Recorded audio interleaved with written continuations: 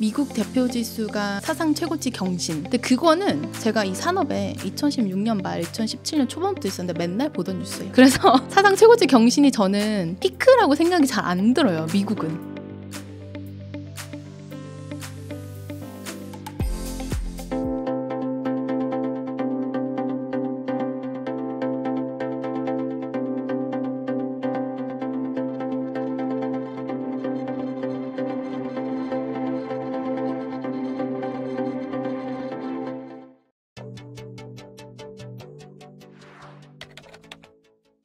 네, 안녕하세요. 이번에 나는 ETF로 돈 되는 것에 투자한다라는 책을 집필한 김수정입니다. 다른 분들은 제가 이제 다른 채널에서 ETF 설명할 때 많이 뵈가지고, 낯이 익으신 분들도 있을 수 있고, 처음 뵙는 분들도 있을 수 있을 것 같은데, 이번에는 비단 이제 제가 미래에셋 자산운용 소속이긴 하지만, 그 회사의 상품만을 위한 것이 아니라 제 책에 좀 객관적인 내용들을 담고 있어서 그런 것들을 소개해드리는 자리라고 봐주시면 될 것 같습니다. 네. 다양한 국가에 투자하는 ETF 종류 정말 셀 수 없이 많거든요. 근데 그중에서 제가 가장 먼저 말씀드리고 싶은 건 퇴직연금 계좌, 개인연금 계좌, 일반 계좌 이런 거 다 막론하고 저는 미국 대표 지수에 투자하는 ETF는 꼭 생각하시면 좋겠어요. 이게 왜냐면 되게 미국 ETF 좋아요. 워런 버핏도 S&P 500에 투자해야 된대요. 이런 거는 그냥 다 알고 계실 거고 저만의 논리를 좀 말씀을 드리자면 미국은 그냥 간단해요. 자본주의가 근간인 나라이기 때문에 투자하시는 걸 제가 말씀을 많이 드려요. 왜냐하면 미국은 기업들이 경제를 떠받치고 있는 나라예요. 우리나라랑도 다르고 인도랑도 다르고 중국이랑도 다르고 다른 나라들이랑도 굉장히 다릅니다. 그래서 정부의 정책도 당연히 경제나 증시에 영향을 미치는데 전체적으로 봤을 때 기업들이 미치는 영향력이 가장 커요. 근데 제가 아까 전에 기업들이 주인공일 때가 투자자 입장에서는 가장 신날 때라고 말씀을 드렸는데 그러니까 미국에 투자를 했을 때 기업들이 힘이 세니까 가장 신나는 시장이다라고 저는 생각을 해요. 왜냐하면 미국은 기업들이 정치인한테 로비하는 게 합법이거든요. 그래서 로비스트란 직업이 있어요. 그만큼 기업들은 본인들의 이익을 위해서 법안에도 손댈 정도의 파워가 있는 거고 법을 제정하기 위해서 이 국회의원을 밀어주기도 해요. 내 기업한테 이득이 되는 법안을 제정하기 위해서. 그만큼 기업들의 힘이 센데 그 말은 뭐냐면 기업들의 자율성, 성장성, 그 다음에 발전성이 크다는 의미예요. 투자를 하는 사람 입장에서는 기업의 자율성과 성장성과 발전성이 큰 나라에 투자를 해야 돼요.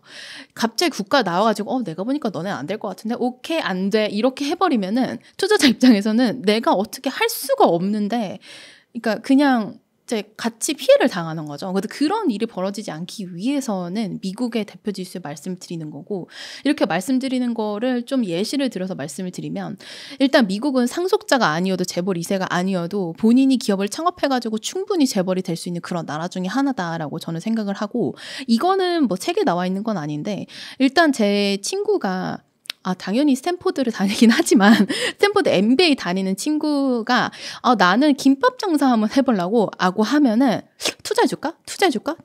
정말 여러 군데서 투자해줄까라는 얘기를 많이 듣는데요. 그래서 푸드트럭을 만들었어요. 근데 그 푸드트럭이 장사가 잘 되잖아요. 그러면 조금 더 돈이 많은 VC가 와가지고 오케이 투자할 테니까 우리 프랜차이즈 한번 내보자. 이렇게 얘기를 하는 게 너무나도 자연스러운 나라예요. 우리나라는 그렇지 않잖아요. 아무리 좋은 대학을 가도 경영학과 학생이 오케이 나 이거 한번 해보려고 그러면 투자해줄까? 이런 상황은 펼쳐지지 않아요. 그래서 저는 그게 자본주의가 근간인 나라라는 게 미국에 투자할 만한 이유라고 생각을 합니다. 그리고 끊임없이 혁신 성장을 할 수 있는 나라의 키다라고 생각을 하는데 일단 당연히 아시겠지만 마이크로소프트 같은 경우에는 1986년에 상장을 했죠. 그 다음에 1997년에 시가총액 1등을 하고 그 다음에 IT 버블이 팍 터지면서 쫙 떨어진 다음에 지금 다시 1위를 탈환할 수 있는 그런 상황이 연출이 됐는데 창업 22년 만에 시가총액 1등 할 수 있는 그런 나라예요. 그만큼 투자에 우호적이고 그만큼 성장성이 높은 기업을 밀어주는 환경이 조성되어 있는 그런 나라다라고 봐주시면 될 것 같고 페이스북도 2004년에 나왔잖아요. 근데 지금 시가총액 순위 보시면은 눈 튀어나올 정도로 높잖아요. 테슬라도 똑같아요. 2003년도에 나왔는데 지금 시가총액 15위인 것을 봤을 때 이게 뭔가 말도 안 되는 플랜을 가지고 나 이거 한번 해볼래라고 하더라도 미국은 일단은 투자가 잘 되는 나라고 그런 신생 기업들한테 굉장히 우호적인 나라고 근데 또 그거에 대한 이면은 경쟁이 어마무시합니다.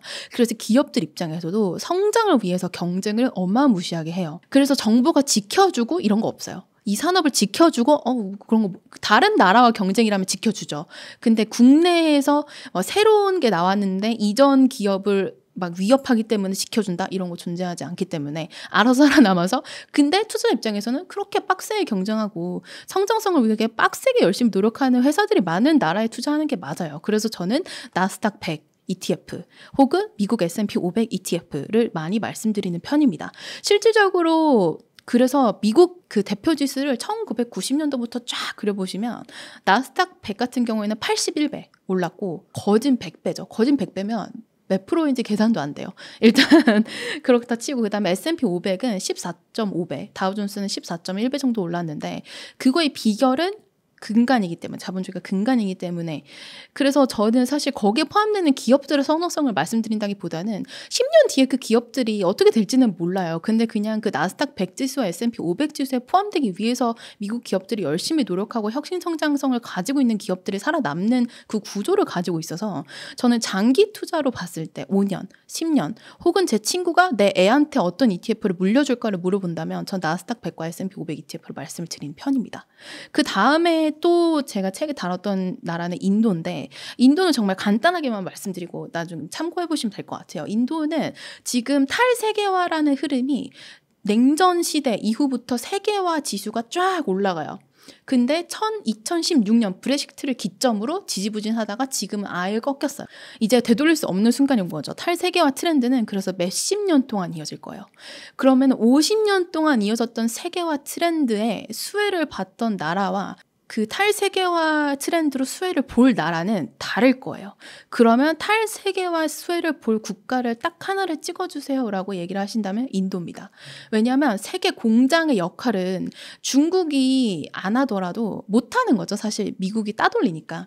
중국이 못하게 되더라도 누군가는 해야 되는데 그걸 인도가 가져갈 가능성이 굉장히 높고 인도의 정부 정책이라던가 인도 정부의 입장은 한마디로 그냥 정리드릴게요.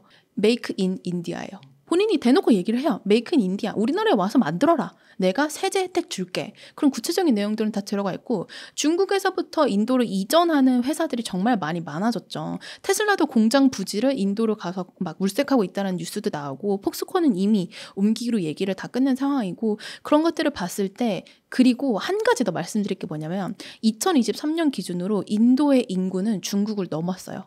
인구가 많다는 건 생산성, 그 다음에 소비성 이 높아진다는 거라서 사실 인도의 소비재 혹은 인도의 그 공장이나 이런 것들 관련되어 있는 기업들 다 괜찮습니다. 그리고 인도의 정부는 시장 친화적이에요. 그걸 알고 있고 외국인 투자자들도 알고 있어서 인도 증시가 5% 하루에 떨어지더라도 그날 오케이 기회다 이러면서 외국인 투자자들이 엄청나게 몰려서 바로 다음날 반등 바로 합니다. 그래서 그런 상황이 연출되고 있는 나라가 지금의 인도고 이 트렌드는 탈세계화로부터 시작된 트렌드인데 방점을 찍은 건 미중 무역 분쟁이었고 그 다음에 사실 다시는 되돌릴 수 없게 된 이유는 러시아와 우크라이나 전쟁이거든요. 그래서 이제 그때부터 본격적으로 정말 이제 시작이 되는 거죠. 인디아스 타임이 시작이 되는 거죠. 그렇게 이해해 주시면 됩니다. 기준은 제가 아까 말씀드린 방식, 탑다운 방식으로 분석을 통해서 이제 성장에 포커스를 맞춰야 된다고 말씀을 드렸는데 오케이 나는 성장 관련되어 있는 ETF를 담아야 될 것 같아. 제가 말씀드린 이유도 있겠지만 본인들이 느끼시기에 그렇다면 뭘 보셔야 되냐면 기업 분석하실 때 매출 영업이익 이런 거 많이 보시잖아요. 근데 저는 R&D를 봐야 된다고 생각하는 사람 중에 하나예요. R&D 금액이 얼마냐. 얘네들이 매출 대비해서 R&D를 얼마나 많이 하느냐. 왜냐면 미국 기업들의 R&D 비용은 황금알을 낳기 위한 준비거든요. 황금알을 낳기 위한 거위들인데 황금알을 계속 낳기 위해서는 R&D를 많이 해야 미래 성장성, 미래 혁신성을 불러올 수 있는 그런 산업에 투자를 할 수가 있잖아요. 그래서 미래를 위해 준비하는 기업들 그리고 금리 인하기에 접어들면 결국에는 그런 R&D를 투자하기 훨씬 더 좋죠. 왜냐면 돈 빌리는 비용이 적으니까 조금 더 자유롭게 투자를 하고 새로운 신사업을 펼치고 이런 부분을 될 수 있을 것 같다. 그래서 한 가지를 딱 꼽아보자면 아까 전에 제가 보여드렸는데 미국 테크 탑10 ETF 같은 거를 좀 설명드릴 수 있을 것 같아요. 미국 테크 탑10 ETF는 아까 그 제가 보여드린 것처럼 그 ETF 체크 화면에 빅테크를 치신 다음에 미국 빅테크를 치시고 거기에 미국 테크 이렇게 치시고 여기 ETF들이 있는데 여기 ETF들 중에서도 이제 제가 아까 전에 말씀드린 거래량 그다음에 규모 이런 것들을 확인을 해보시고 포함되는 종목은 거의 비슷비슷합니다. 솔직히 말씀드리면. 그래서 그런 것들 확인하시고 투자하시면 될 것 같고 이 미국 빅테크가 앞으로도 이제 승자일 것이라고 보는 이유는 상당히 재밌는 이유가 있는데 이게 비단 저만이 미국 빅테크들이 앞으로 이길 것이라고 생각하는 건 아니에요. 제가 이제 하버드 비즈니스 리뷰를 자주 보는데 거기 논문 이게 발간물에서 2019년도에 The Gap Between Large and Small Companies is Growing Why라는 제목으로 글을 기재한 게 있어요. 근데 저는 그 글이 상당히 많은 부분을 이제 저희한테 주는 부분이 있다라고 보는데 이게 결론은 뭐냐면 왜 미국은 잘 되는 애들만 잘 될까? 왜 계속 1990년대 이후부터 승자 독식 혹은 위너 테이크스 올의 그런 상황으로 펼쳐질까? 이거에 대한 의문은 비단 저희만 가지고 있는 게 아니라 하버드도 가지고 있고 이거에 대한 그들의 답변이 이거였어요. 결국에 내가 봤을 때는 하버드의 얘기입니다. 내가 봤을 때는 무형 자산이 중요한 것 같아. 그러니까 그들의 결론이었어요. 그 무형 자산이라는 거는 결국에는 투자에서 기인을 하거든요. 그러니까 R&D 비용을 많이 쓰면 쓸수록 무형 자산이 많아진다는 거예요. 그러니까 공장이나 내가 공장 부지를 이만큼 가지고 있어. 이게 중요한 게 아니라 무형 자산이 중요해진 것 같다는 거예요. 하버드 말은. 그래서 매출 금액만 볼 게 아니라 결국에는 이제 무형 자산과 R&D 투자 금액 차이에서 기인된다고 본인들이 그냥 거기다 대놓고 얘기를 해요. 그래서 저는 어쩌면 우리는 2019년부터 R&D 비용을 봤어야 된다. 그걸 보고 내가 그때 이걸 투자했으면 수익률이 굉장히 좋았겠죠. 네. 그래서 그때부터 우리는 결국에는 그렇게 봤었어야 되는 거고 그 스태티스타에 따르면 전 세계 상장 회사 중에 가장 많은 R&D를 투자한 기업은 메타, 알파벳, 아마존, 애플, 마이크로소프트 이렇게 됩니다. 그리고 나스닥 100 지수 그다음에 S&P 500 지수에 포함되어 있는 기업들의 R&D 투자 금액하고 비교를 해보면 매출액 대비해서 차이가 상당히 벌어지는데 그런 기업들이 다 미국 빅테크 ETF에 포함이 되어 있습니다. 대부분.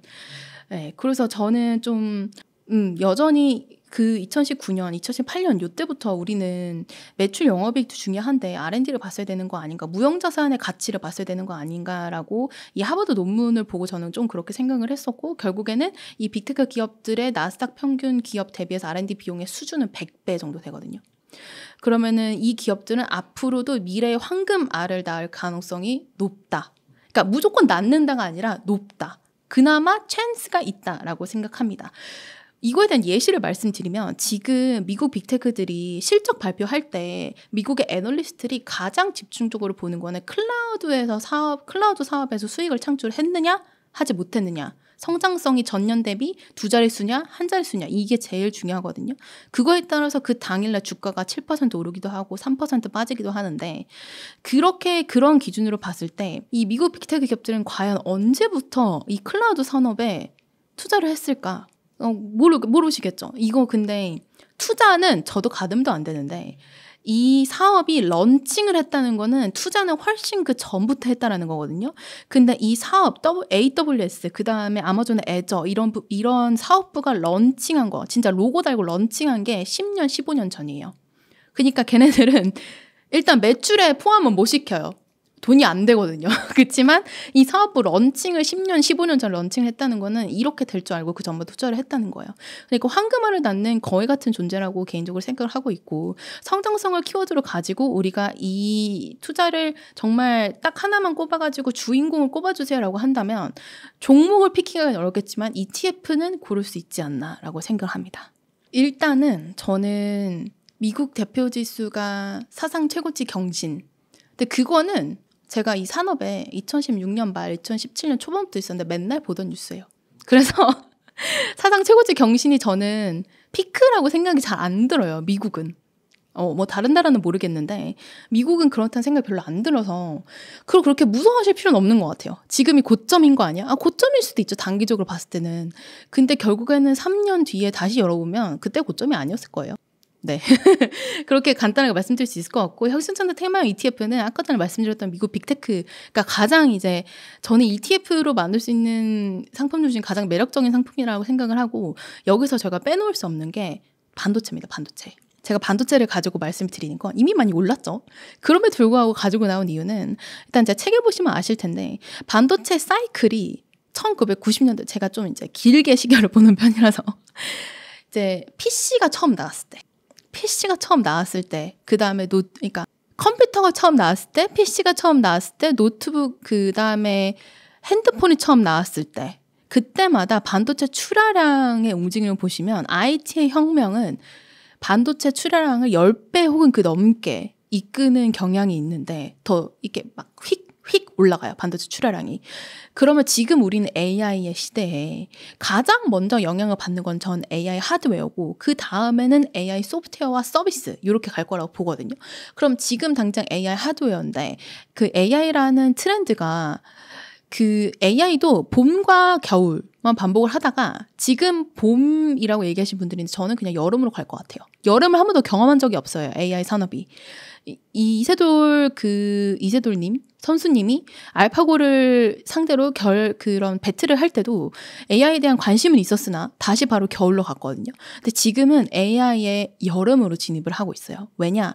AI가 돈을 버니까. 투자자 입장에서는 뭘 보셔야 되냐면 AI가 트렌드인 게 문제가 아니라 이게 장기적으로 유지가 될 것이냐를 보셔야 돼요. 근데 그 장기적으로 유지가 될 것이냐를 결정하는 요인은 돈이 되느냐 마느냐예요. 돈이 되니까 기업들이 달라붙고 경쟁이 되면은 투자를 하고 그럼 그 경쟁 속에서 결국에는 AI 하드웨어에 대한 주문이 늘어나는 거거든요. 근데 마이크로소프트도 그렇고 이 챗GPT를 통하든 글로벌 온 디바이스를 통하는 AI가 돈이 된다는 걸 이제 매출에 찍히잖아요.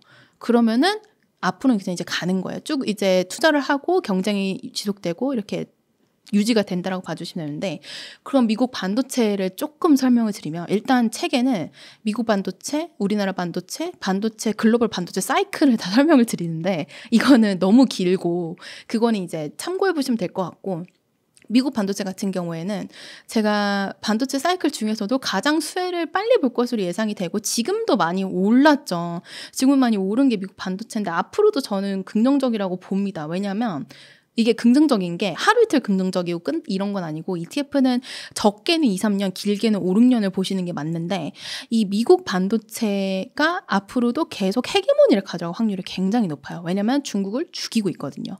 중국을 죽이는데 거의 성공을 했어요. 그래서 미국 반도체는 앞으로도 이길 거다. 그리고 제가 미국 반도체에 대해서 말씀을 드리는 이유는 뭐 엔비디아, 당연히 승자 독식의 구조를 가지고 있고 앞으로도 쭉쭉 뻗어 나가겠죠. 근데 비단 엔비디아뿐만이 아니라 엔비디아가 쭉쭉 날아오르면 거기에 따라서 수주를 받는 다른 기업들도 거의 다 미국 시장에 상장이 되어 있어요. 내가 TSMC더라도 미국 시장에 상장이 되어 있어서 미국 반도체 ETF에 포함되어 있고 내가 유럽의 네덜란드 ASML이어도 미국 반도체 ETF에 포함되어 있어요. 상장되어 있으니까. 그래서 그냥 결론적으로 미국 반도체, 그러니까 사이클, 슈퍼 사이클이 돌아오면은 미국 반도체 ETF에 포함되어 있는 종목들이 전반적으로 다 좋아요.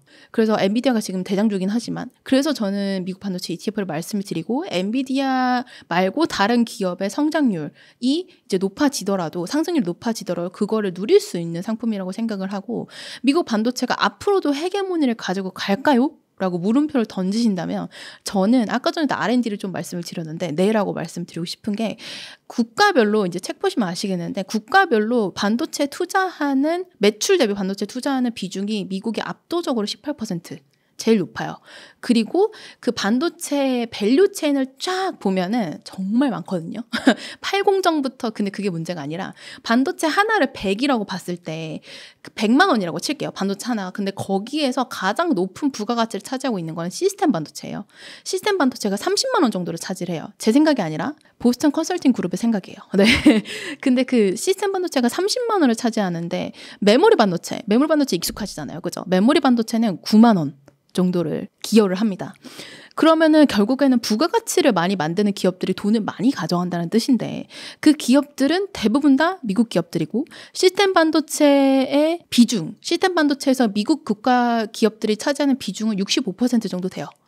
그래서 저는 더 구체적인 내용은 이제 책 보시면 되지만 미국 반도체 기업들이 가지고 있는 저력, 그다음에 자본 집약적인 형태, 그다음에 팹리스, 새로운 반도체가 탄생을 한다면 미국에서 탄생 가능성이 높고 그래서 이런 것들을 봤을 때 AI 산업의 사이클과 같이 맞물려서 슈퍼 사이클을 맞이를 했는데 지금 많은 부분들이 반영이 됐다고 하더라도 미국 반도체 ETF에 대한 그런 이제 성장 가능성은 여전히 높다라고 생각을 한다라고 이해해 주시면 될 것 같고 그 외에 이제 한국 반도체도 괜찮고 일본 반도체나 이런 부분들은 다 포함이 되어 있는데 그거는 이제 너무 기니까 넘어가도록 하겠습니다. 제 책에는 일단 펫 산업, 럭셔리, 전기차, 2차전지, 비만 치료제 이렇게가 BIT에서 혁신 성장 우리가 꿈꿀 수 있는 산업이다라고 이제 묶어가지고 말씀을 드렸는데 이거를 한꺼번에 말씀드릴 수가 없어요. 너무나도 다 다른 산업이고 다 각자의 스토리를 가지고 있어서 오늘 제가 이번 시간에는 많은 분들이 관심을 많이 가지고 계시는 전기차랑 2차전지를 조금 말씀드릴까 합니다. 일단 전기차와 그 2차전지 산업에 대해서 말씀을 드릴까 합니다라고 하면은 굉장히 불편한데? 이렇게 생각하시는 분들이 있을 것 같아요. 왜냐면은 물려 있으신 분들도 있을 수도 있고 그 다음에 관련해가지고 진짜 이게 될까? 일단 제 책에서도 시작이 진짜 이게 될까? 이런 식으로 시작을 하기도 하는데 일단 전기차와 2차전지라는 트렌드는 메가 트렌드예요. 메가 트렌드란 무엇이냐? 전 세계적으로 영향을 미치고 정부가 어떤 정부가 뭐 예를 들어서 트럼프가 당선되면은 신세계 연수 좀 안 좋을 거다 이런 얘기들이 있는데 정부의 헤드는 어차피 4년밖에 안 돼요. 근데 이 메가 트렌드는 앞으로 세상을 바꾸고 5년, 10년 이렇게 우리의 일상을 바꿀 트렌드를 메가 트렌드라고 저는 생각을 합니다. 전기차는 메가 트렌드고 그에 따라서 배터리 수요가 늘어나는 것 또한 메가 트렌드로 볼 수 있습니다. 근데 지금 이 부침이 있는 이유는 뭐 수요, 뭐 공급이나 이런 부분들이 막 이제 너무 많다 이런 것들이 문제가 되기는 하는데 일단은 전기차 산업에 대해서 조금 말씀을 드리면 저는 개인적으로 책에도 그렇게 썼지만 전기차와 자율주행 2차전지는 좀 이따 말씀드리고 전기차와 자율주행은 스마트폰과 iOS 같은 거라고 봐요. 근데 스마트폰이 이제 이런 기기죠. 스마트폰이 기계죠. 아이패드 같은 기기고 그 차체를 만드는 회사가 전기차 회사인 거고 자율주행은 여기 소프트웨어의 역할을 하잖아요. iOS 그다음에 구글의 안드로이드. 그러면 그 두 개가 세트로 가야 되는데 그 두 개를 세트로 유일하게 하는 회사는 딱 하나밖에 없어요. 전 세계적으로. 테슬라밖에 없어요.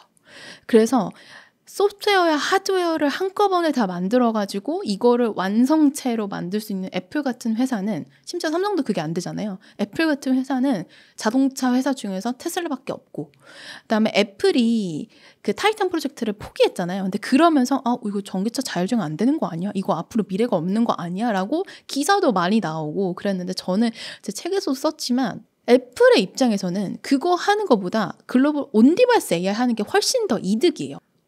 왜냐하면 본인들은 이미 개인 데이터를 너무나도 많이 가지고 있잖아요. 그렇잖아요. 그렇죠? 우리가 아이폰을 얼마나 많이 쓰는데 그러면 그 개인 데이터를 기반으로 이미 여기저기 퍼져 있는 IT 기기에 AI를 부착해서 파는 게 훨씬 쉬워요. 그리고 이득이고 돈을 바로 벌 수 있고 그래서 그거를 포기하고 이쪽으로 간 거고 내부적으로도 문제가 굉장히 많았는데 애플이 이게 저도 이제 막 이런저런 뉴스를 보고 다른 분들한테 들으면서 알게 된 건데 애플의 헤드들은 점진적인 자율주행은 X라고 했다 그래요. 그러니까 테슬라는 점진적으로 자율주행을 추구를 하고 있거든요. 레벨 5, 4, 3, 2, 1 이렇게 가는 건데 근데 애플이 헤드들이 이거 점진적으로 가는 게 아니라 당장 그냥 이 자율주행 레벨 2 가져와 이렇게 얘기를 했다라고 해요. 모르겠어요. 난 레벨 2 아니면 안 돼. 근데 그러면 거기 밑에서 일하는 사람들은 얼마나 불통이겠습니까? 그러니까 이제 그만두고 나가는 거예요. 그래서 그 자율주행과 타이탄 프로젝트를 리드를 하던 헤드가 떠난 건 진작에 떠났어요. 타이탄 프로젝트 포기하기 전에. 그래서 그때부터 이미 약간 철퇴의 과정을 밟고 있었다고 생각을 하시면 되는 거고 과정 속에서 결국은 생성형 AI라고 하는 게 낫다고 생각해서 그런 거지 이 자율주행이 끝이다 전기차가 끝이다 이렇게 생각하는 거는 메가 트렌드인 거를 캐치를 잘 못하는 거고 굉장히 단기적인 트렌드라고 보시는 게 맞는 거고 그래서 테슬라 같은 경우에는 자율주행과 소프트웨어와 차체 그다음에 충전소까지 한꺼번에 다 해결할 수 있는 그런 회사이고 그런 회사가 있고 중국에는 비아드가 있고 그래서 근데 이게 AI 기술이 완전 다른 게 생성형 AI와 자율주행만을 잘하는 회사는 달라요. 왜냐하면 자율주행은 운전만 잘하면 돼요. 근데 생성형 AI는 이미지, 말, 이제 리얼처 관련된 것들을 잘하면 되잖아요. 적당히 잘하면 돼요. 근데 자율주행은 운전을 정말 잘해야 돼요.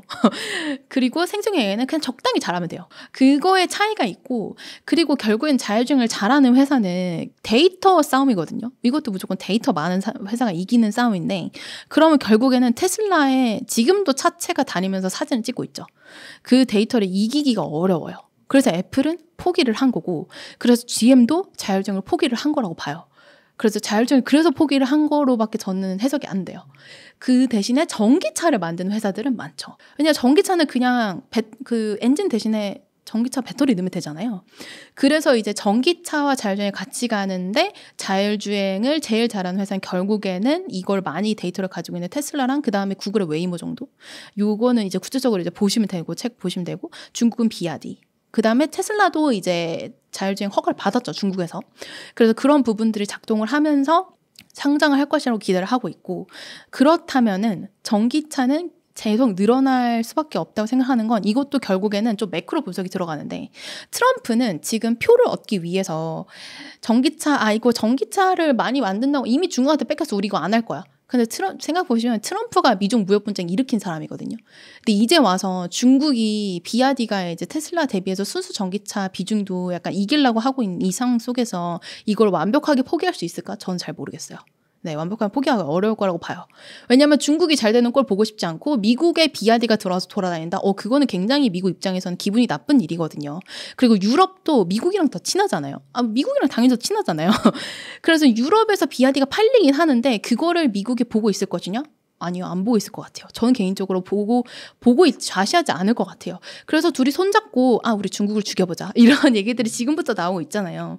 그래서 결국에는 자율주행이나 전기차 관련돼 있는 기업들도 미국과 중국이 같이 성장할 것 같아요. 왜냐하면 중국은 중국 내수로만 보더라도 전기차 기업들이 돈 잘 벌 수 있어요. 테슬라 같은 경우에는 미국으로 이제 한정 지으면 지금 침투율이 7% 8%인데 이거 67%로 만든다고 바이든이 얘기를 했는데 바이든이 당선이 안 되더라도 결국에는 늘어날 거예요. 전기차 비중이 늘어날 거고, 결국에는 이제 중동 리스크가 불거질수록 탈세계화가 더 점진적으로 진행되면 진행될수록 원자재에 대한 전쟁과 이 원유에 대한 생각들이 많아집니다. 그러면 전기차로 이제 몰릴 수밖에 없어요. 저는 그렇게 생각을 합니다. 왜 이렇게 계속 진행될 건지에 대한 거는 책 보시면 되고, 그러면 전기차가 늘어나면 수혜를 보는 건 2차 전지인데 중국이랑 손 잡아주지 않을 거예요. 제가 봤을 땐 그래요.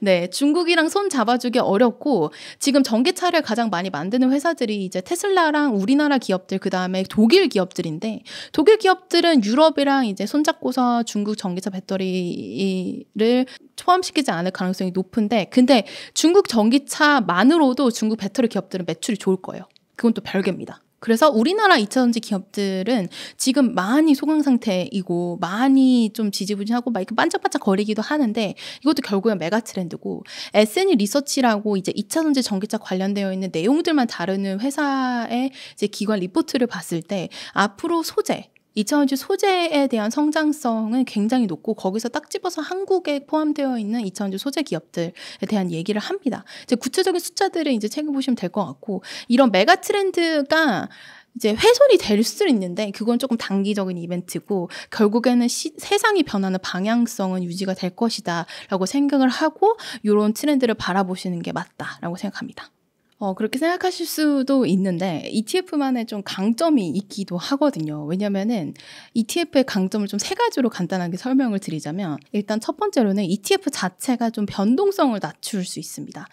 나는 변동성을 엄청 즐기는 사람이야, 하루에 막 30% 떨어지고 다음 날에 30% 오르는 걸 즐겨라고 생각하시는 분들은 사실은 ETF가 그렇게 어울리시는 분들은 아니고, ETF에 투자를 하실 의도를 가지고 계시다면 변동성을 조금 낮추고 조금 더 안정적으로 투자할 수 있는 포트폴리오를 추구하시는 분들한테 어울린다. 그리고 제가 알기로는 퇴직연금 계좌 혹은 개인연금 계좌, 이런 연금 계좌 쪽에서 ETF를 활용하시는 분들이 많은데, 그래서 ETF의 장점이 훨씬 더 많이 빛난다라고 생각을 하는 게, 변동성을 좀 자체적으로 줄여주는 그런 특징을 가지고 있거든요.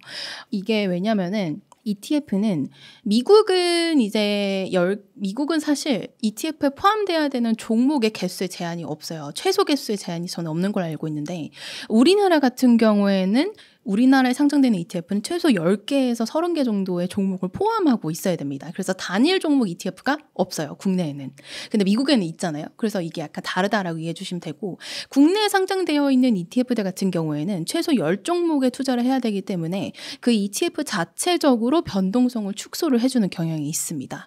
뭐 예를 들어가지고 테슬라가 지금이야 뭐 급등을 하고 있지만 정말 안 좋았던 시기를 생각을 해보시면 뭐 1년 동안에 60%가 빠졌을 때도 있었기 때문에 그런 시기에 예를 들어서 테슬라로 대변되는 전기차 ETF에 투자를 하셨다. 그러면은 마이너스율이 상당히 대폭 줄어들죠. 예를 들어가지고 2022년도에 테슬라가 이제 60% 빠졌을 때 전기차 ETF 같은 경우에는 다른 종목들도 다 포함이 되어 있다 보니까 그 마이너스 23%에서 그치는 그런 효과를 볼 수 있습니다. 근데 반대로 뒤집어서 얘기를 하면은 급등하고 단일 종목이 급등하고 날아갈 때 ETF는 상대적으로 그 단일 종목의 수익률은 못 따라갈 수 있겠지만 변동성을 축소한다는 측면에서 상당히 메리트가 있다라고 봐주시면 되고, 그 다음에 제가 꼭 말씀드리고 싶은 건 이건 ETF의 되게 매력적인 포인트 중에 하나인데, ETF, 그러니까 혁신성장 테마에 투자를 하실 때 단일 종목을 고를 수 있으면 너무 좋죠.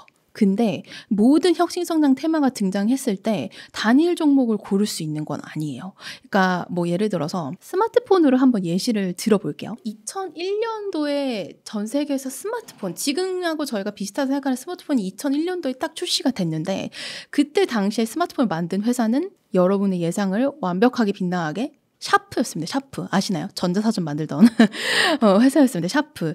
긴 시간이 흘러서 2007년도에 애플이 아이폰을 출시한 뒤에 휴대폰 디스플레이 사업을 영위하던 기업들이 너나 할 것 없이 다 진출했어요. 어느 정도 진출했냐면 여러분도 잘 모르시겠지만 그때 당시에 마이크로소프트도 진출했습니다. 그리고 이제 나이대가 여기서 살짝 나올 수도 있는데 블랙베리 그다음에 노키아 이런 회사들이 그때 당시에 핸드폰 시장을 완벽하게 주름잡고 있었던 시기에 나도 스마트폰을 출시를 한다고 얘기를 했고, 그때 당시에 삼성도 출시한다고 얘기를 했고, 마이크로소프트도 출시한다고 얘기했고, 애플도 출시한다고 얘기했고, LG도 했었는데 지금은 이제 철회를 한 상황이죠. 우리가 기억해야 될 거는 스마트폰이라는 단어가 딱 처음에 등장을 했을 때 과연 애플과 삼성전자가 완벽하게 이 시장을 양강체조로 먹을 거를 모두가 예상할 수 있었냐에 대한 질문에 확신을 하실 수 있냐는 거죠. 그 확신은 당연히 이게 그 산업에 대해서 완벽하게 이해를 하고 내가 봤을 땐 이게 미래야라는 컨빅션이 있으신 분들의 입장에서야 오케이 애플 삼성 간다 약간 이렇게 투자할 수 있겠지만, 모든 분들이 그렇지는 않다라는 거고 저조차도 확신이 있기 어려웠을 것이라고 생각을 해요. 그러면 그때 당시에 만약에 ETF가 나왔다면, 그때는 ETF가 이렇게 흥하지 않았기 때문에 스마트폰 ETF가 지금 현존에는 없는데 만약에 나왔다면 뭐 이렇게 나왔을 것 같아요. 룰을 만들 때 뭐 스마트폰 밸류체인에 포함되어 있는 기업들, 혹은 매출에 스마트폰 관련된 매출이 발생하는 기업들, 혹은 사업 계획서, 본인 기업의 사업 계획서의 공식적인 발표를 통해서 스마트폰 사업에 뛰어들 것이라고 의사를 밝힌 기업들, 이렇게 저희가 룰을 만들어서 시가총액과 거래량 뭐 유동 주식수 이런 거 만들어서 ETF를 만들었을 것 같아요. 제가 그때 당시에 이 산업이 있었으면. 그랬다면 애플과 삼성전자 당연히 포함되어 있었을 거고, 제가 지금 말씀드렸던 역사 속으로 약간 사라진 그런 기업들도 포함되어 있었겠죠. 근데 ETF의 매력은 뭐냐면 이게 시가총액 가중 방식을 택하다 보면 많이 오른 애들은 결국엔 비중이 높아지니까 그 기업들이 오르면 오를수록 위너 테이크스 올 시장이 될수록 ETF의 수익률은 더 좋아집니다. 그래서 내가 위너가 명확하게 이 기업이 될 것이다 라는 확신이 살짝 다소 없으신데 앞으로 세상이 이렇게 될 것 같아요. 스마트폰이 처음 나왔을 때 사람들이 모두 다 스마트폰을 쓰겠지 정도는 예상할 수 있었을 거예요. 그러면 우리는 단일 종목을 피킹하기가 너무 어렵고 공부를 많이 해야 되고 나는 직장 다니고 이러느라 바쁘니까 그냥 스마트폰 ETF에 딱 투자를 해놨다면 수익률이 단일 종목을 몰빵했을 때보단 당연히 낮죠. 그럼에도 불구하고 그 ETF를 담아놓고 계속 ETF 추이를 보면서 시가총액이 바뀌고 편입되는 종목들을 봤을 거 아닙니까? 그러면은 점점 더 우리는 확신이 생겼을 거예요. 이 시장은 애플이 가져갈 수 있겠구나. 이 시장은 삼성전자가 가져갈 수 있겠구나. 그런 거를 느끼시면서 종목 투자를 하지 말라는 의미는 아니기 때문에 또 추가적으로 종목에 투자를 해서 내 포트폴리오의 수익률을 극대화 해볼 수 있다라고 말씀을 드릴 수 있을 것 같아요.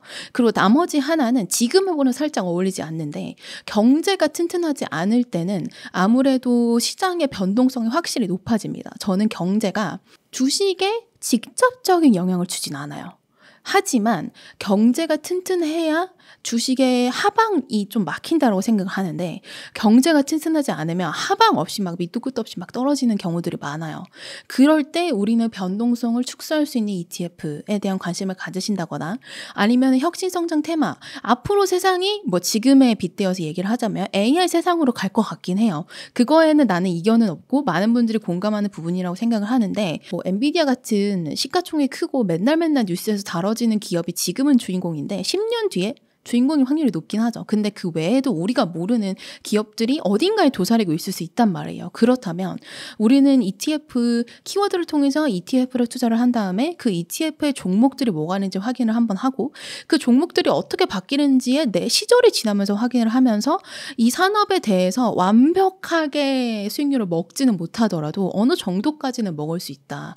그래서 그런 메리트들을 생각을 했을 때 ETF 투자는 종목 투자 대비해서 운용수수료라던가 이런 부분들이 있기는 하지만 이런 상황들이 펼쳐질 때는 상당히 유용한 투자 수단 중에 하나다라고 생각을 하고 있습니다. ETF가 해결책을 제시한다기보다는 좀 쉬운 투자 방법을 좀 제시하는 거 아닌가라고 저는 생각을 하는데 일단 미국이 되게 좋고 미국에도 ETF가 정말 많아요. 우리나라보다 훨씬 많아요. 10,000개가 넘어가는데 근데 미국에 상장되어 있는 ETF에 투자를 하실 거면 계좌를 만들어서 환전을 하고 그 다음에 ETF를 선택해가지고 ETF 투자를 해야 되는데 국내에 상장되어 있는 ETF인데 해외에 그대로 그 종목들에 그대로 투자하는 ETF들이 있어요. 그러면은 나는 그냥 일반 계좌, 내 국내 주식 투자하는 계좌에다가 미국이 좋아요. 그럼 미국 관련된 미국 종목에 투자하는 국내에 상장되어 있는 ETF에 투자를 하면은 좀 더 편하겠죠. 환전도 안 해도 되고 환전 수수료도 내야 되잖아요. 현실적으로 환전 수수료도 내야 되고 그다음에 환전도 시간 뭐 예를 들어가지고 그 환전해야 되는 시간이 있어요. 그다음 환전 우대를 받을 수 있는 것도 있으신 분은 있겠지만 또 모든 분들이 우대를 받을 수 있는 건 아니고 그래서 그런 부분을 조금 편리하다라고 생각을 하고 제가 아까 전에 말씀드린 것처럼 개인연금이나 퇴직연금 계좌에서는 미국에 상장되어 있는 ETF에 투자를 할 수가 없고 미국 종목을 담을 수가 없지만 미국에 투자하는 국내에 상장되어 있는 ETF는 담을 수 있어요. 그러니까 나는 여러 계좌에서 미국이 좋다라고 생각이 들면은 미국에 투자할 수 있는 방법 중에 하나로 국내에 상장되어 있는 ETF를 생각해 보실 수 있다라고 말씀드리는 편입니다. 이거는 국내에 상장되어 있는 ETF로 한정을 지어보면은 미국 반도체 레버리지가 수익률이 80% 정도 되거든요. 정확하게 82%. 그러니까 6개월 수익률이죠. 지금 오늘 기점을 봤을 때 6개월이면 딱 정확하게 반년이거든요. 6개월 수익률이 지금 딱 80%. 그 다음이 나스닥 레버리지 ETF가 있어요. 미국 나스닥 레버리지 ETF가 수익률 딱 50%. 그 다음이 레버리지를 사용하지 않은 ETF들 중에서는 미국 빅테크, 미국 테크 탑 10 혹은 미국 테크 탑 7 이렇게 투자하는 ETF들 수익률이 30%. 저는 6개월 작년에도 미국 테크 탑 10 ETF 같은 경우에는 78% 올랐거든요. 근데 올해 추가적으로 30% 정도 더 오른 거기 때문에 상당히 매력적인 상품이죠. 그리고 레버리지를 이길 수는 없어요. 네. 수익률을 레버리지를 이기는 한 배짜리는 나타나기 정말 힘들어요. 그 다음에 이게 왜 국내에 상장되어 있는 미국 투자하는 레버리지를 투자를 하시면 일간 수익률이 2배인데 한 가지 더 생각하셔야 되는 게 환율도 2배 노출됩니다. 그래서 환율이 원달러 환율이 올라가면 그것도 2배로 반영을 합니다. 그래서 제가 오늘은 그래프를 가지고 오지는 않았는데 미국 반도체 속스 지수랑 미국 반도체 그러니까 국내 상장되어 있는 미국 반도체 레버리지 지수를 그려보면 10년을 그려보면은 미국 반도체 지수는 1000%의 수익률이 나오고 미국 반도체 레버리지 지수는 3800%가 나와요. 10년 수익률이.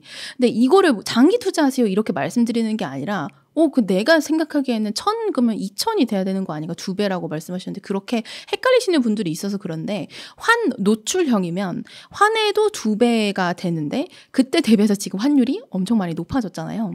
그렇기 때문에 그것도 반영해서 그 정도 수익률이 나온 거고 일간 수익률의 2배이기 때문에 꼭 기간 수익률의 2배라는 의미는 아닙니다. 그래서 미국 반도체 레버리지가 수익률이 한 80% 정도 나왔고 그 다음에 나스닥 레버리지가 한 50% 정도 나왔고 그 다음에 미국 테크 탑 10, 뭐 미국 빅테크 7 이런 ETF들이 30에서 40% 정도 수익률이 나왔다라고 봐주시면 됩니다. 다 그냥 미국이죠. 네, 미국의 시장이 제일 좋았고 그다음에 AI 반도체 사이클도 미국으로 가장 수혜가 많이 이제 오기 때문에 그렇게 된 거 아닌가라고 생각하고 있습니다. 일단 제 책 내용을 말씀드리면 ETF를 접근할 때는 바텀업이 아니라 탑다운으로 가셔야 돼요. 바텀업은 보통 종목 투자하시는 분들이 많으니까 종목을 투자할 때 오케이 이 종목에 대해서 매출 영업이익 그다음에 이 종목이 투자하고 영위하고 있는 사업들을 보시잖아요. 근데 ETF는 탑다운으로 가야 된다고 말씀을 드리는 건 매크로부터 보셔야 돼요. 경제지표 보고 연준이 무슨 내용 하는지 보고 그 다음에 미국에 투자할지 중국에 투자할지 일본에 투자할지 한국에 투자할지 고르고 그 다음에 다시 다운으로 들어가가지고 어떤 산업에 투자를 해야 되냐를 봐야 되기 때문에 ETF 같은 경우는 산업까지만 가면 되거든요. 그리고 나서 제가 뭐 예를 들어서 오케이 그럼 나는 미국 빅테크 투자를 해야 될 것 같다라고 정하셨으면 그때 다시 확인하셔야 되는 게 있습니다. 이건 이제 매매를 진짜로 하시는 분들을 위해서 제가 좀 말씀을 드리자면 제가 좀 보여드리면 일단 ETF 체크라는 사이트가 있어요. 이게 국내에 상장되어 있는 ETF들에 대해서 다 확인하실 수가 있는데 여기에 미국 테크라고 치시면 미국 테크에 투자하는 ETF들이 쫙 뜨거든요. 그럼 그 중에서도 저는 제일 그냥 제가 익숙한 상품으로 가볼게요. 이제 타이거 미국 테크 탑10 얘가 제일 오래됐는데 여기서 뭘 확인하셔야 되냐면 뭐 수익률 여태까지 어땠는지 이런 거 확인하시는 거 다 좋은데 제일 중요한 건 여러분 이겁니다. 순자산 총액. 이 순자산 총액을 보시면은 이게 너무 낮으면 거래량이 낮거든요. 그러면은 이거 그냥 솔직하게 말씀드리면 순자산 총액이 많으면 비용이 생각보다 많이 안 나와요. 왜냐면 크니까 비용을 조금 줄일 수 있어요. 네, 그리고 매매를 많이 안 해도, 그러니까 뭐 예를 들어가지고 제가 ETF를 만드는 회사잖아요. 그 ETF를 만들었어요. 근데 순자산 총액이 좀 작아요. 근데 갑자기 개인 투자자분들이 ETF를 많이 매수를 하세요. 그러면은 나는 시장에 나가서 미국 시장에서 결국에 주식을 내가 사야 되거든요. 운용사 입장에서. 그럼 그 주식 매매 비용이 나와요. 근데 이미 큰 ETF들은 돈이 계속 들어오더라고. 개인 투자자분들이 계속 투자를 하시더라도 이미 많이 갖고 있고 이미 크기 때문에 뭐 이제 파시는 분들은 이렇게 상세가 되기 때문에 그 ETF 크기를 점점 늘리고 막 갑자기 막 이만큼씩 미국 종목을 매수를 해야 될 필요성이 조금 떨어져요. 그래서 비용이 상대적으로 덜 나와요. 이거는 말이 되는지 모르겠지만 일단 그래요. 비밀을 말씀드리자면 그래요. 그리고 그 다음에 보셔야 되는 거는 거래량이에요. 거래량. 이 거래량 60일 평균 이런 거 보셔야 되는데 이게 왜냐면 ETF 종목은 종목 투자하신 분들은 거래량이 안 나와서 내가 종목을 매수를 못하고 매도를 못하고 이랬던 분들은 없었을 것 같거든요. 근데 ETF는 가끔 가다 보면은 이게 이 시가총액이랑 같이 배를 같이 하는 건데 매매가 안 되는 ETF들은 정말 매매가 안 돼요. 나는 얘를 팔았는데 물론 LP들이 있죠. LP들이 있어서 이제 받아주고 뭐 이런 부분들이 있지만 나는 얘를 지금 팔고 싶은데 내가 원하는 가격에 팔지 못할 수가 있어요. 그래서 거래량과 AUM, 시가총액, 순자산 총액 이런 거를 봐야 된다고 말씀을 드리는 게 지금 이 ETF 같은 경우에는 국내 상장되어 있는 종목 중에 10위잖아요. 그만큼 순자산 총액도 크고 그 다음에 거래량도 잘 나온다는 뜻이고 내가 원하는 순간에 얘를 팔았다 샀다 할 수 있다. 그 다음에 괴리율도 보셔야 되는데 이 괴리율은 해외에 투자하는 ETF들 같은 경우에는 괴리율 폭이 국내 투자하는 ETF들 대비해서 조금 있긴 합니다. 왜냐하면 시차가 발생하기 때문에 그렇지만 괴리율이 0.3% 정도면 나쁘지 않은 수준이고 한국 거래소에서 지정하기에는 해외에 투자하는 ETF 같은 경우에는 아마 제가 책을 한 번 더 확인해 봐야 될 것 같기는 한데 2% 내외는 이제 제재를 하지 않는 걸로 알고 있습니다. 요거는 제가 한 번 더 확인하고 있다가 정정을 드리도록 할게요. 그래서 뭐 예를 들어서 탑다운으로 분석을 하는 방법들은 제가 여기서 설명을 드리려면 3시간 걸리니까 그건 그냥 책을 읽어보시면 될 것 같고 내가 책을 읽고 나서 미국에 투자해야 될 것 같아. 근데 그중에서 나는 오케이 빅테크에 투자해야 될 것 같아. 여기까지 결론을 내리시면 ETF 그냥 고르시면 되거든요. 그럼 수많은 ETF 중에서 내가 뭘 골라야 되느냐를 고민을 하신다면 물론 포함되어 있는 종목, 구성 종목 이것도 꼭 보시는 걸 제가 이게 안 되네요. 구성 종목을 로그인해야 됩니다. 그건 그냥 그 회사 홈페이지 가면 다 나와요. 일단 이 화면에서 요런 그 순자산 총액이나 아니면 거래량 이런 것들을 ETF마다 다 비교를 해보시면 좋을 것 같고 나는 이 ETF의 구성 종목을 봐야겠다라고 생각을 하시면 그냥 사이트를 들어가세요.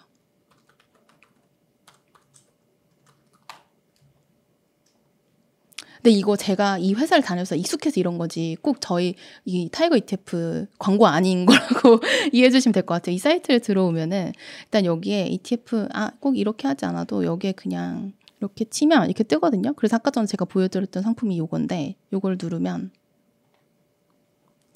이렇게 갑니다. 그럼 여기에 그냥 구성 정보 누르시면은 쫙 나와요. 이걸 왜 유료화로 했지?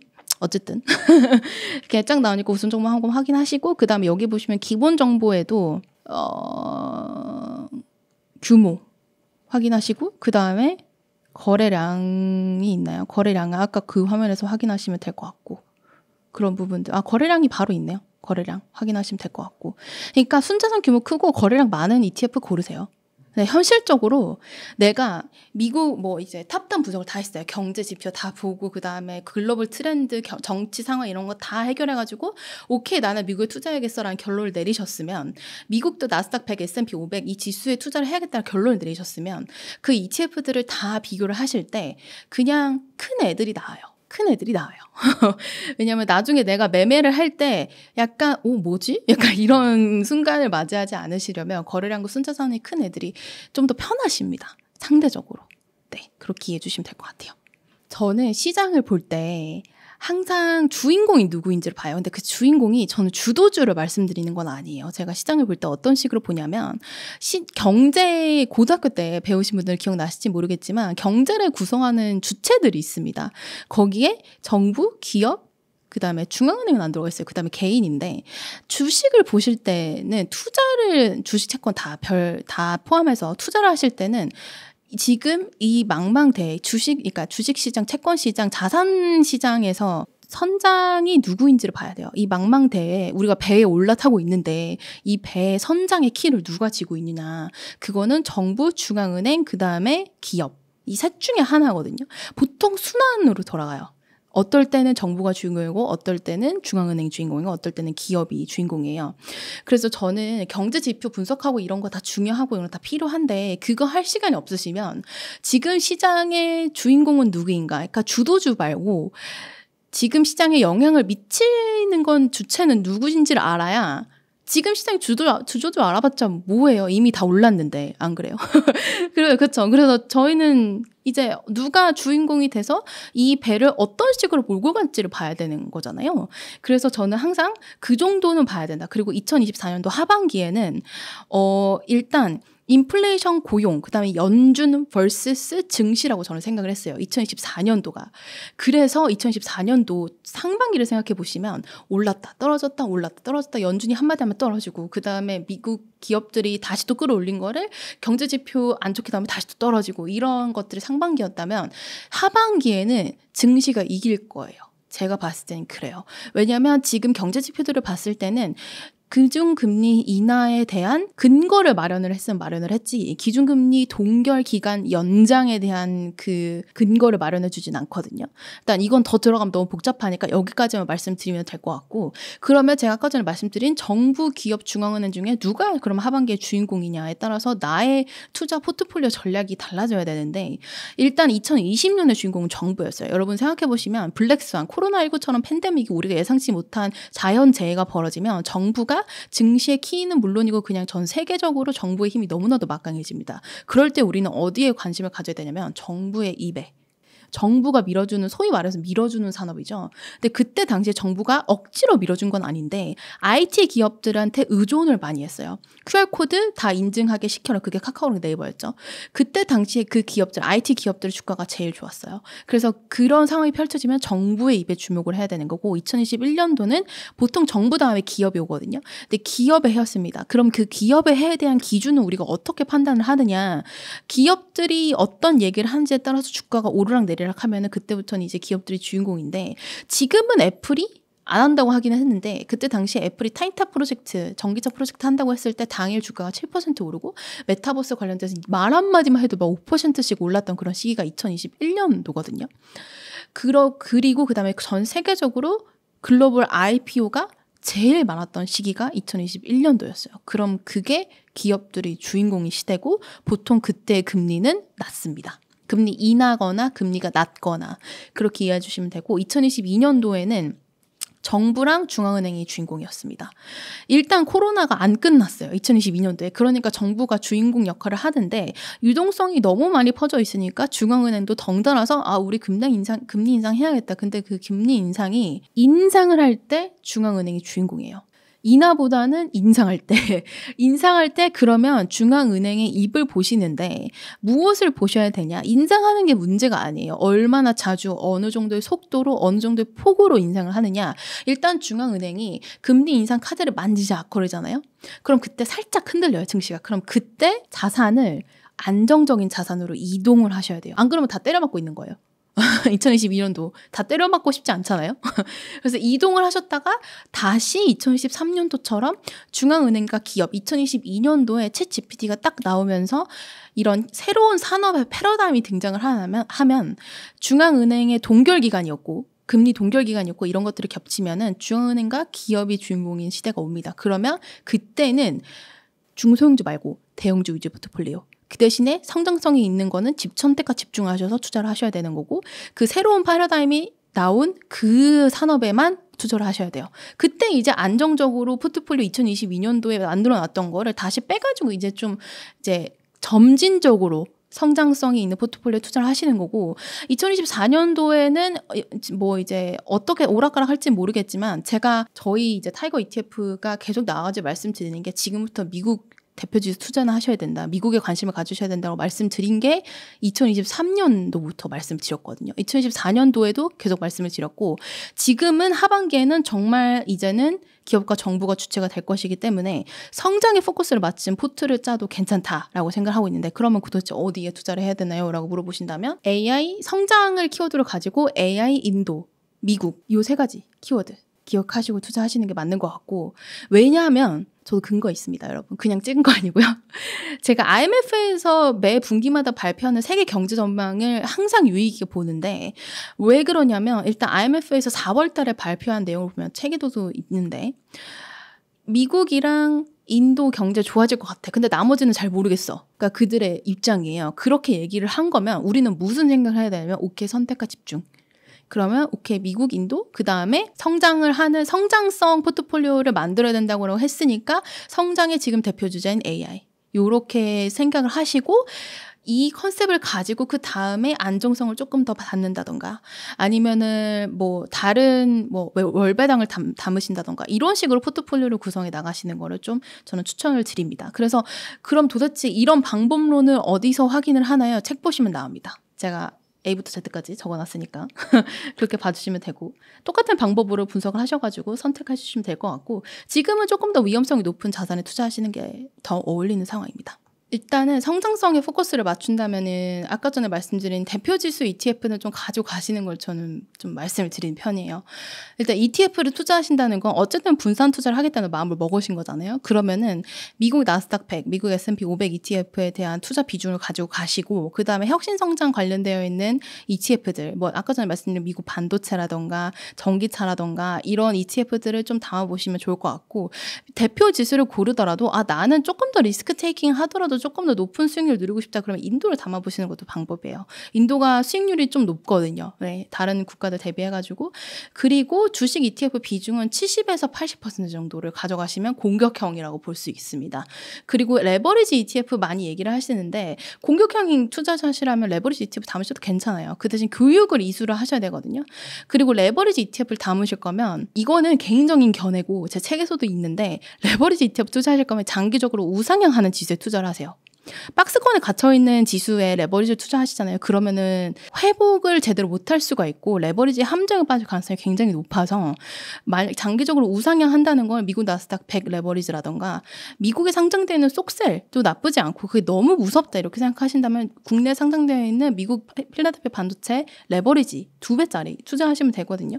근데 그거에 대한 비중이 너무 커지면 안 돼요. 저는 개인적으로 10% 내외 그 다음에 이걸 넣어놓고 계속 유지를 한다. 이건 또 의문이에요. 왜냐면은 계속 보셔야 돼요. 왜냐면은 일간 수익률의 2배이기 때문에 이거는 단기적으로 딱 넣어놓고 잊어버리고 이러면 안 되시고 계속 지켜보셔야 되는 거고 그다음에 공격형 투자형이시라면은 미국 반도체, 국내 반도체는 물론이고 AI 반도체 ETF들도 있어요.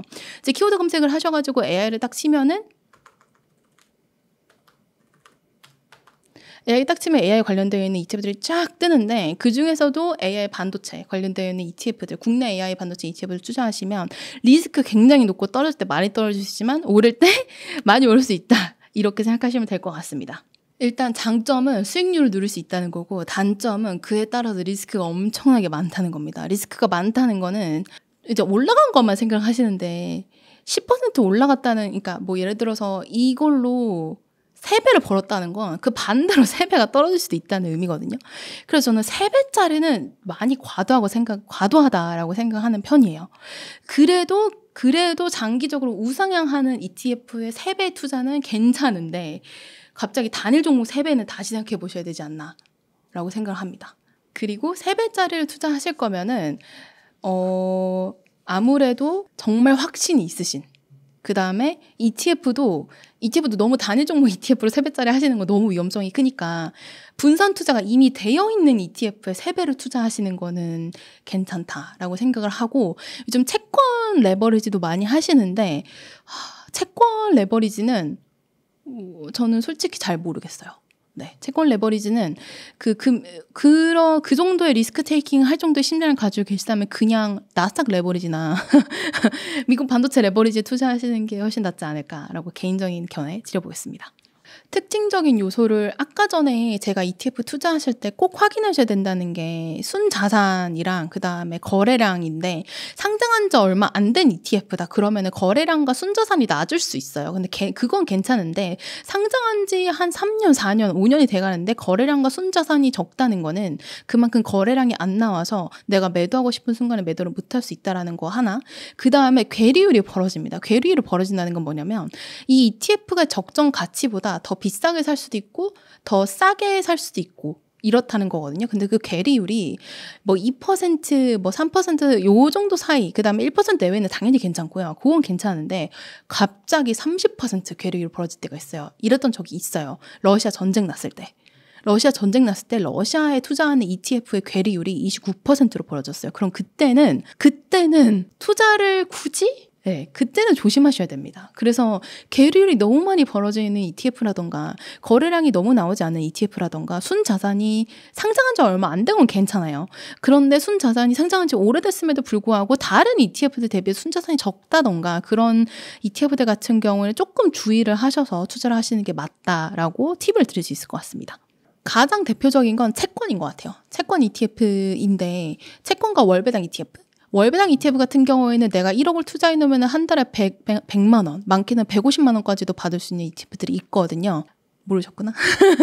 그런 ETF들이 있거든요. 물론 세전 기준 그렇고, 그런 ETF들이 인기가 굉장히 많은 거를 봤을 때 많은 수요가 있다라고 생각을 하고, 은퇴를 앞두신 분들 입장에서는 앞으로 내가 월급이 없어질 가능성이 있다라고 생각을 하시면 매월 나한테 그 정도 돈을 주는 ETF에 투자를 해놓으시고 그 금액을 사용하시는 것도 저는 나쁘지 않다라고 생각을 하고, 은퇴를 앞두신 분들이라면. 그다음에 채권 ETF 같은 경우에는 제가 채권 ETF 전략도 제 책에 담아놨는데, 채권 ETF들도 있고 그 다음에 금리 추종형 ETF들도 있는데, 채권 ETF들의 인기가 많으니까 금리 인하기를 앞둬서 조금 설명을 드리자면, 일단 지금은 단기채보다는 장기채를 투자하시는 게 맞고, 그래서 미국 30년 장기채물 ETF들이 인기가 있는 거고, 그럼에도 불구하고 여기에 레버리지를 섞는다기보다는, 그리고 제가 아까 전에 주식형 ETF랑 말씀드린 거랑 좀 별개로 생각하셔야 되는 게, 채권형 ETF는 3년을 보고 가실 건 아니에요.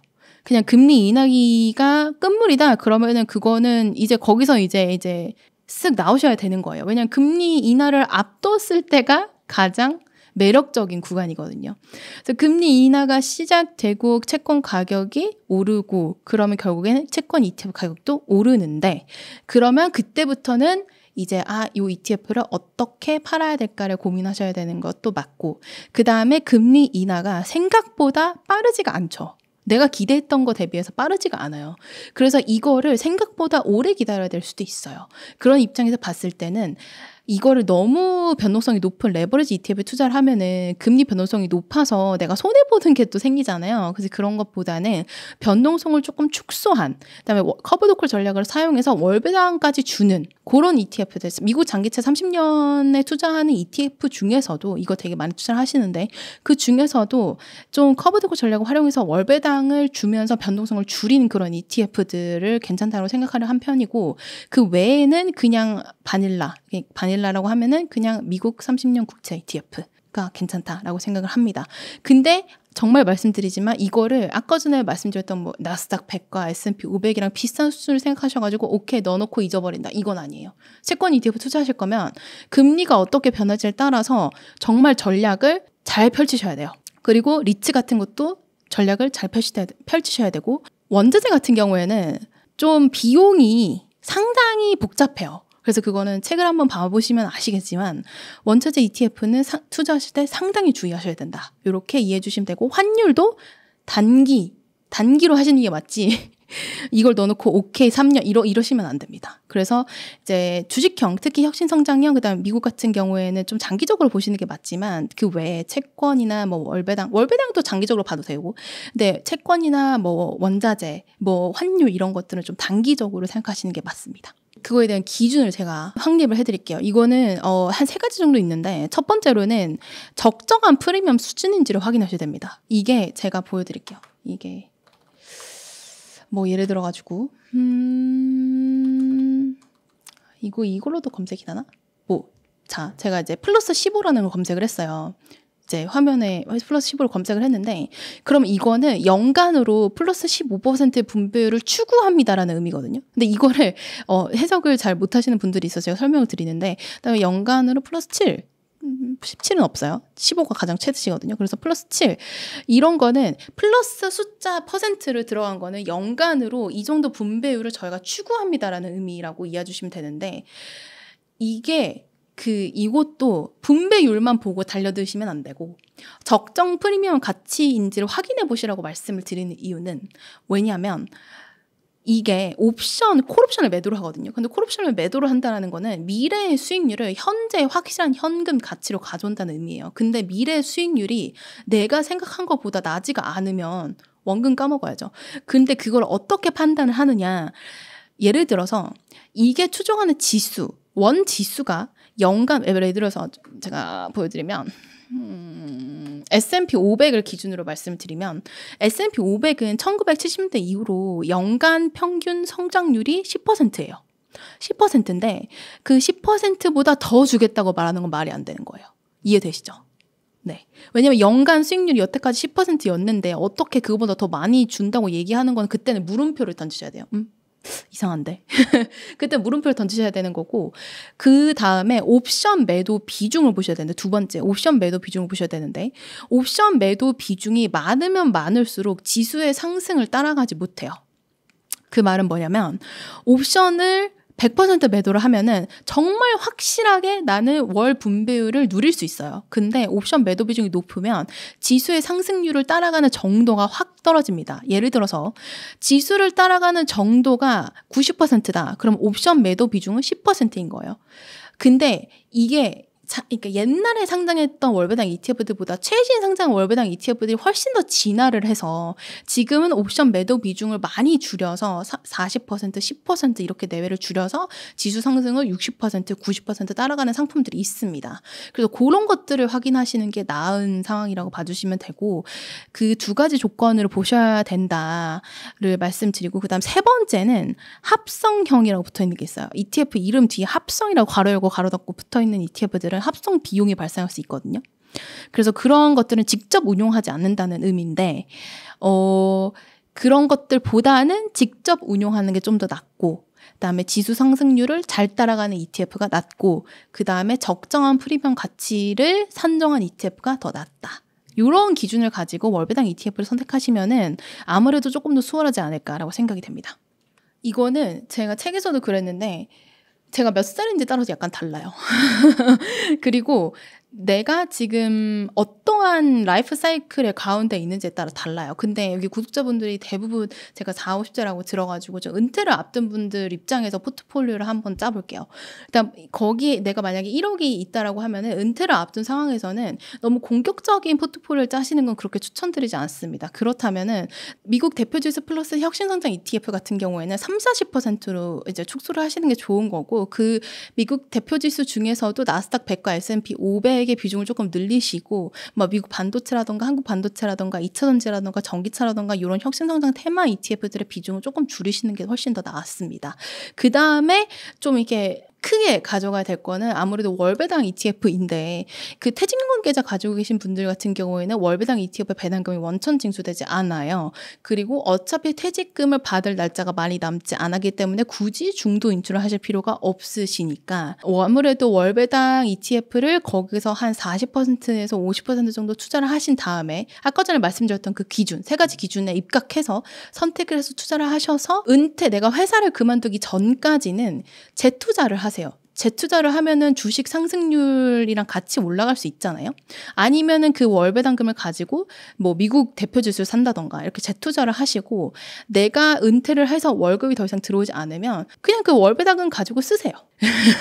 그렇게 말씀을 드리고, 퇴직연금 계좌에서 가족 대투자를 하시다가 이제 월 배당금이 쌓여 있는 것도 같이 목돈으로 받으시는 것도 방법이다 라고 생각해 주시면 될 것 같고, 월배당 ETF 중에서도 그 세 가지에 입각해서 투자를 하시는데 아무래도 대표지수형 월배당 ETF들이 좀 더 안정적입니다. 좀 더 안정적이에요. 그래서 그런 ETF들을 조금 말씀을 드리고 싶습니다.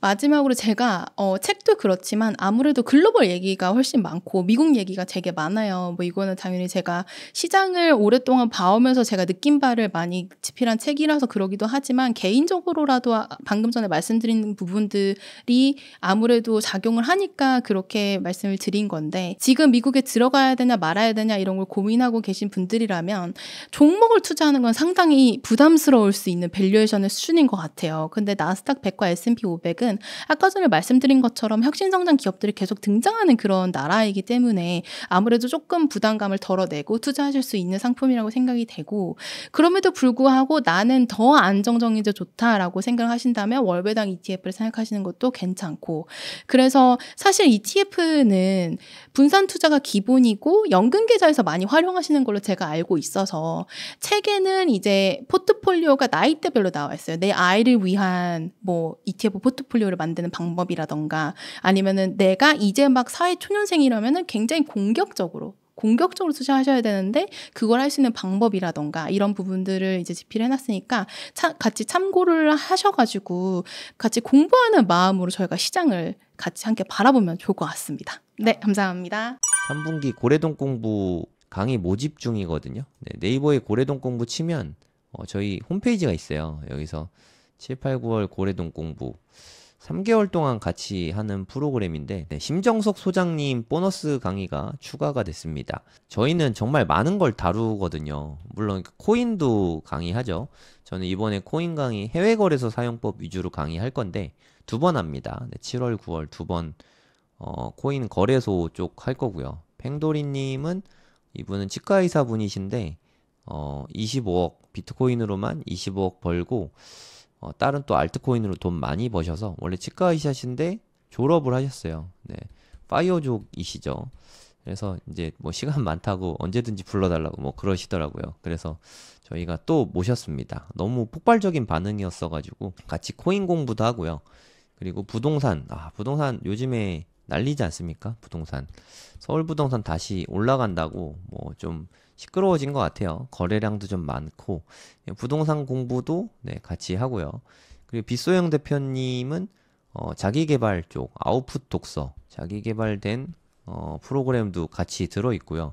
심정섭 소장님은 학군 강의하거든요. 학군과 부동산, 자녀교육 이런 부분에 대해서 설명을 해주시는데 이 부분도 같이 알려주실 거예요. 교육이죠, 교육. 자녀교육. 진짜 정말 거의 모든 거를 다 망라하는 강의거든요.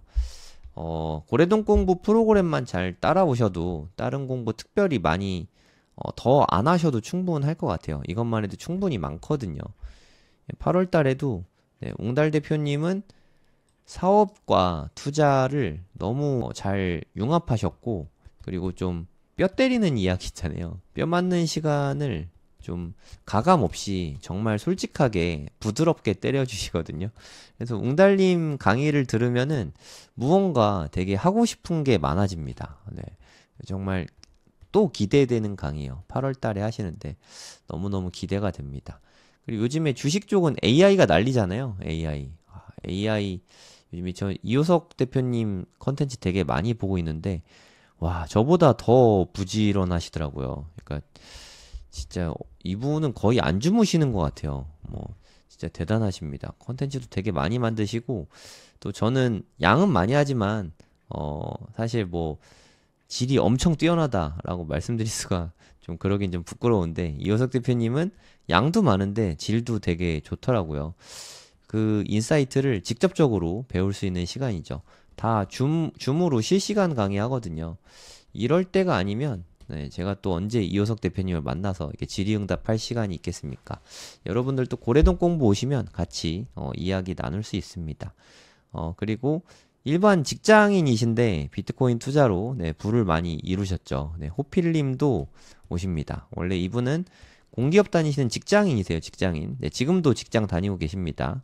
직장인 분들이 가장 좀 좋아하는 강의죠. 가장 현실적인 강의고, 보통 다른 분들은 사업이랑 같이 하니까 네, 현금이 원래 많아서 잘 됐을 수도 있잖아요. 근데 호필님은 직장인으로 정말 조금씩 조금씩 늘 모아가지고 그걸로 힘들게 처음에 1억 모아서 투자한 이야기도 들려주시고 했는데 정말 눈물 나는 투자 끝에 네, 지금 좀 성취를 많이 이루셨죠. 네, 그래서 앞으로 이제까지 해온 것과 앞으로 어떻게 해야 되는지 이런 부분들에 대해서 아주 상세하게 말씀해 주실 거예요. 네, 빛 대표님이 또 독서 모임과 자기계발 쪽 이끌어 주실 거고요. 네, 그리고 우리 부동산 이야기 하잖아요. 네, 남이사님은 또 가장 현실적인 방법을 많이 제시해 주시죠. 예, 지난달에 보너스 특강으로 남이사님이 나와서 강의해 주셨는데 정말 열광의 도가니였어요. 예, 강의 자체도 너무 재밌고 현실적이고 그래서 이제는 진짜 현실적으로 부동산 투자를 어떻게 해야 되는지 가르쳐 주겠다 하면서 끝났거든요. 네, 그 후속편이 이제 9월 달에 남이사님이 강의를 해 주십니다. 남이사님 이런 얘기를 하시더라고요. 그러니까 내가 가진 현금이 현재 얼마든 상관이 없다. 네, 누구나 부동산 투자를 할 수 있다. 이 비법을 알려주신다니까 네, 저도 기대가 많이 됩니다. 기회 되시는 분들은 신청해 주시면 감사하겠습니다.